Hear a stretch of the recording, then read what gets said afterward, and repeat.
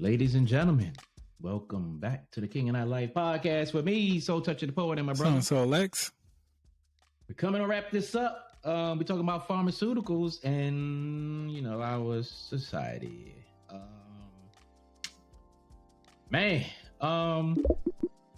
So much to cover on this, but we're gonna discuss a couple of more things before we close out this segment. Where you want to take it this time?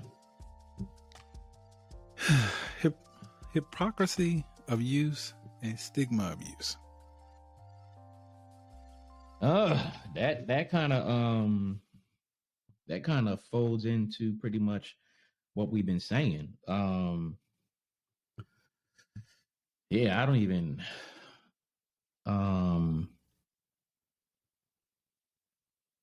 I don't even know, man. When it comes to hypocrisy, I guess the biggest thing with that is looking at the aspect of how people just pretty much do not do it in a responsible manner.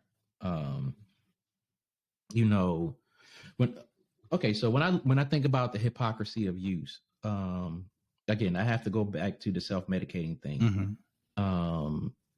Because you'll have people who use prescriptions or whatever the case may be, leisurely instead of how you're supposed to, and they see somebody else doing it, they got something to say.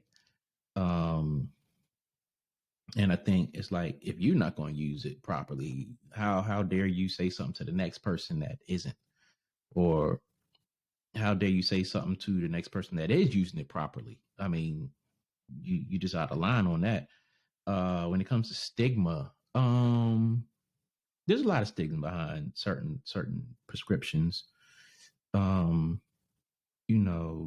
have to look at, when you talk about the stigmas, you probably talk about the demographics of who's using, or the stigma of using, period. Some people in some using certain prescriptions, and when it comes to certain lines of work or whatever the case may be, you get that stigma because it's like, for instance, if you're an athlete or heavy equipment operator or something like that, there's a stigma behind that, again, with the weed and stuff like that, now it's put in a prescription category in a lot of places, but just because it's a prescription on the state level, it doesn't mean it's a prescription on the federal level. And, there's stigmas behind it. So, I mean, that just has to be, again, and that boils down to individual choices at the end of the day, because nobody is forcing these things upon you. You take it at your own risk. Yeah, I mean, when it comes to the hypocrisy of it, I think it's one of those damned if you do, damned if you don't. You get what I'm saying? Because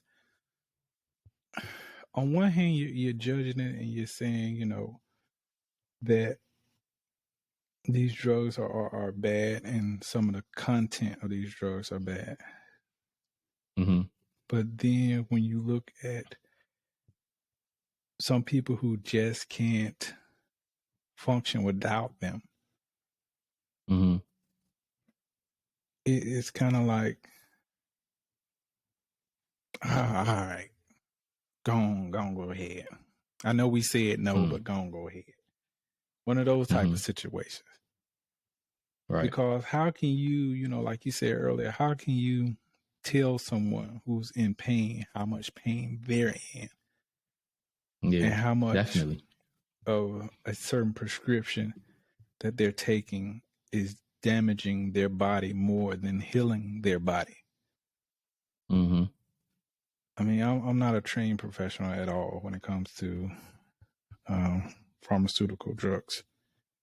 But one thing I know for sure is I can never step in someone's head, into their psyche, and tell them you're not experiencing as much pain as you think you are.